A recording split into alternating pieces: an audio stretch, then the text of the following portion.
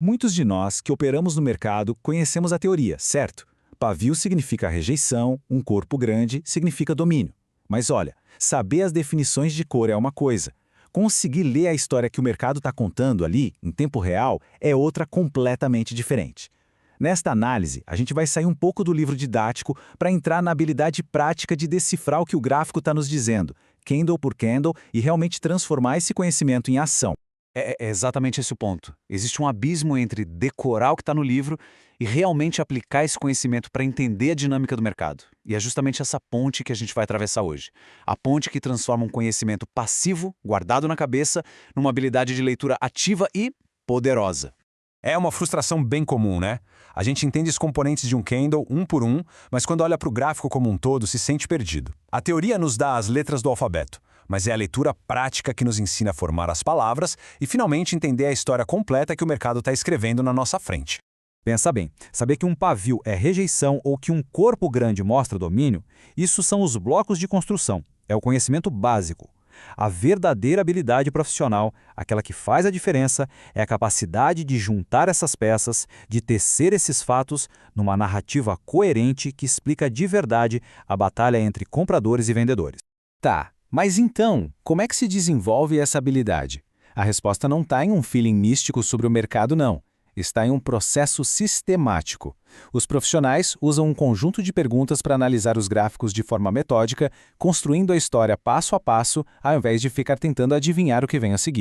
E a base de todo esse processo é o que a gente chama de leitura diagnóstica. E o ponto crucial aqui é uma mudança de mentalidade, que parece simples, mas é muito poderosa. O foco sai da previsão e vai para o diagnóstico. Em vez de se perguntar para onde o preço vai, a pergunta-chave passa a ser: o que exatamente acabou de acontecer aqui e o que isso me diz sobre a força dos compradores e vendedores?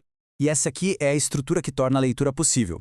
É um processo repetível, com 6 perguntas que a gente aplica a cada candle, a gente analisa os pavios para ver a rejeição, o corpo para ver o domínio e se os dois contam a mesma história. Olhamos a volatilidade, o contexto e, no final, montamos a narrativa. Fazendo isso de forma consistente, a gente elimina o achismo e foca puramente na evidência que o gráfico nos dá. Certo, vamos agora para a aplicação. Vamos ver como essa estrutura toda funciona na prática. A gente vai analisar 2 exemplos bem contrastantes para ver como a história do mercado é contada, um candle de cada vez, usando esse nosso framework de diagnóstico. O nosso primeiro exemplo é um candle que representa um momento de clareza total, de domínio absoluto de uma das forças do mercado. Vamos aplicar nossas 6 perguntas para decodificar a mensagem dele. Vamos aplicar o nosso diagnóstico. Primeiro, os pavios. Quase não tem pavio inferior e o superior é mínimo. Isso nos diz que os compradores tiveram controle desde a abertura e enfrentaram pouquíssima resistência dos vendedores. Segundo, o corpo. É grande e verde, um sinal claro de domínio total dos compradores. A convergência é perfeita, tudo aponta na mesma direção. A narrativa aqui é de pura clareza, os compradores estão no comando total. Agora vamos para um cenário completamente diferente. Este candle não fala de clareza, mas de indecisão, de uma batalha muito acirrada entre compradores e vendedores, onde, no fim, ninguém saiu vitorioso.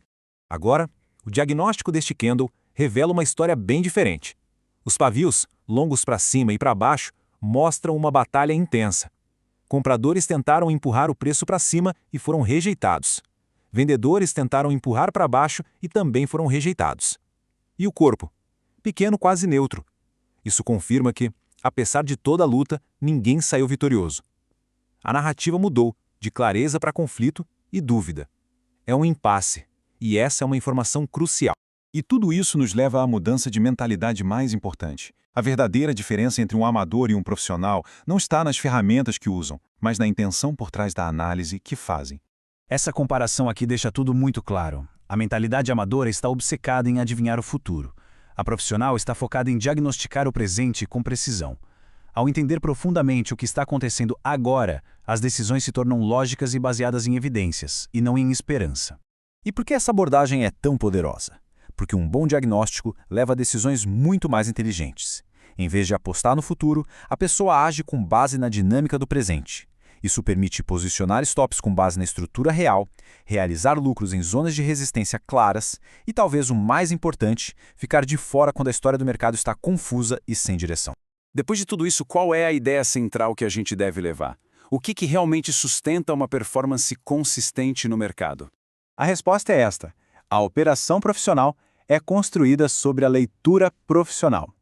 A habilidade de agir com clareza e confiança não vem de um indicador mágico ou de uma estratégia secreta.